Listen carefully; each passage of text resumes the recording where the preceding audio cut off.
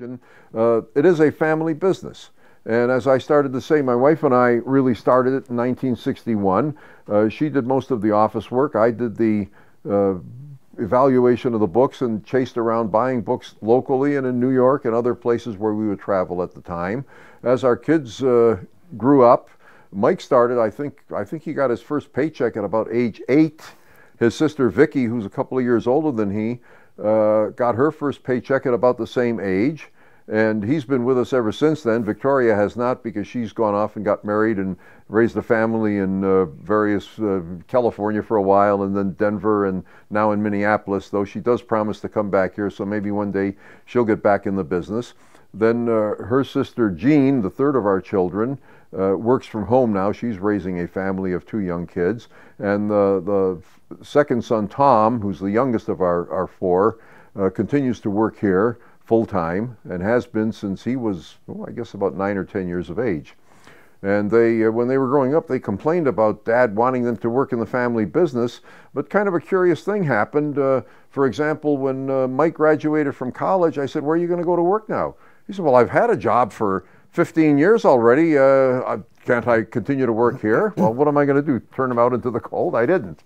And effectively the same thing with the others have said the same thing. I've also noticed that, having come here so many times over the years, that you tend to have a very sort of steady group of people you work with. I see the same faces, or an awful lot of them. I mean, there seems to be quite a bit of loyalty on both sides, employer and employee. Bob Farkas, our bibliographer and cataloger for really rare books and unusual books, or books with complicated titles and histories, came to us in June 1969 and has been with us continuously since then. He was graduating from John Carroll University, eligible for the Vietnam draft, was waiting to be drafted in the summer of '69, and took a part-time job with us. He's still waiting to be drafted.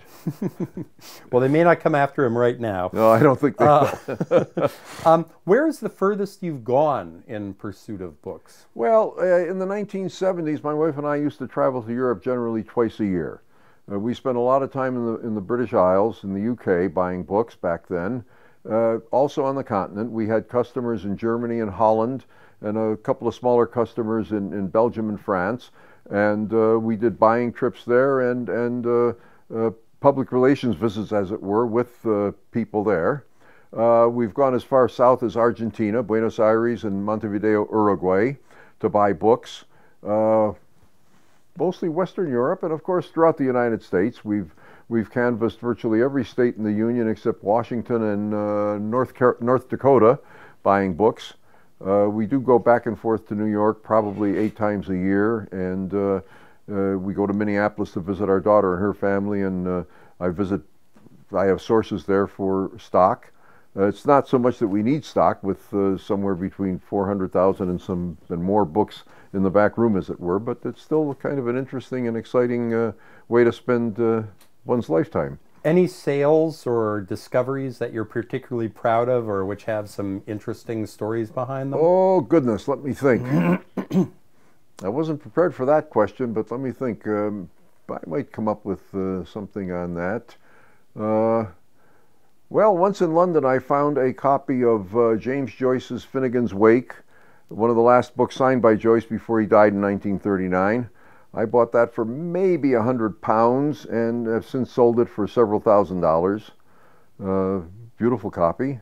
I've had, oh goodness, one day a scout brought in a copy of John Kennedy's book. Profiles in Courage? Profiles in Courage, signed by John F. Kennedy and by his brother Bob, which we had a dealer in New York sell for us for, I think, about $12,000. Wow. Remarkable. Well, yeah, I'm not surprised. That's a lot of history in that book, and if you could get Ted Sorensen to sign it too, then you'd be in great shape. He'd be I think he was the author. Yeah, that's what I've been told too.